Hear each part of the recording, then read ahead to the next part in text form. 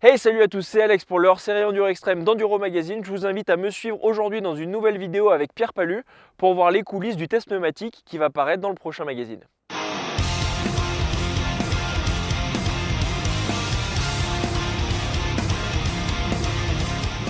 Bon alors Pierre, est-ce que tu peux nous parler un peu de toi, qui tu es, d'où tu viens, ton palmarès, que les gens te connaissent un petit peu? Donc bonjour, moi c'est Pierre Palu, j'ai 30 ans, je suis un pilote d'enduro reconverti plutôt dans les courses extrêmes. Donc j'ai pu participer à différentes courses extrêmes sur le plan national et international, notamment l'Erzberg Rodeo ou la Romagnax. Donc voilà, vraiment une discipline qui me plaît et je collabore de plus en plus avec l'Enduro Magazine pour tout ce qui touche à l'enduro et spécialement le franchissement. Donc aujourd'hui on est ici sur un terrain exceptionnel en pleine nature, est-ce que tu peux nous dire ce qu'on fait là? Donc ici on est venu un petit peu dans le sud de la France, là, chercher des conditions de grip différentes, du caillou, de la terre. Un terrain le plus varié possible. Et tout ça pourquoi? Pour essayer pas mal de pneus différents dédiés à la pratique de l'enduro extrême. On a vu apparaître beaucoup de marques sur le marché dernièrement. Ça a été l'offre pour le consommateur, mais par contre il peut un peu s'y perdre. Et donc voilà, c'est le but de notre venue, d'essayer de guider un petit peu l'enduriste sur quel pneu, pour qui, pourquoi. Différentes pressions aussi, on verra un petit peu le protocole tout à l'heure. Et justement, est-ce que tu peux nous en dire plus sur les conditions de réalisation de ce test? Donc en fait on a vraiment voulu se consacrer sur les pneumatiques et pas sur les mousses. C'est vrai que chaque taille de pneu est un petit peu différente selon les marques, il y a des volumes plus ou moins conséquents, chaque marque a ses mousses et par peur que ça fausse trop le test, on a décidé exceptionnellement de se mettre en chambre à air et de les mettre à pression équivalente. Donc pour tous les pneus on sera à 800 grammes devant et à 600 grammes derrière et ça dans le but vraiment de respecter une équité parfaite et de se concentrer voilà, encore une fois plus sur la structure du pneu, sa gomme, sa carcasse. Et donc comment ça se passe? Tu vas définir une boucle, les conditions de test, comment ça va se dérouler? On va faire une boucle vraiment à l'identique, quelque chose de pas trop long, à peu près 20 minutes, une demi-heure, avec le plus de variations possibles. On va avoir de la gravette, de la terre, de la dalle, des bons passages aussi en descente, des marches.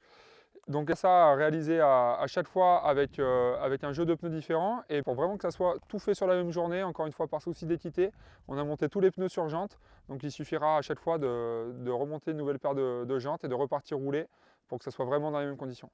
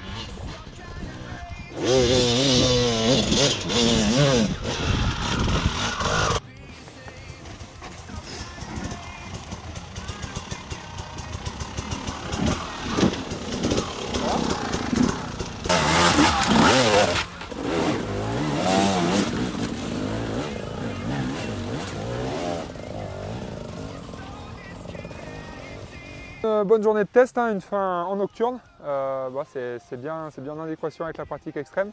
Mais en tout cas c'est super intéressant, c'était la première fois pour moi que j'ai essayé autant de pneus sur un même site et sur une même journée. Et ce qu'il en ressort c'est qu'il y a quand même des bonnes différences avec des pneus qui vont bien dans certaines conditions, un peu moins bien à d'autres. En fait voilà, chaque train a un peu ses points forts, ses points faibles.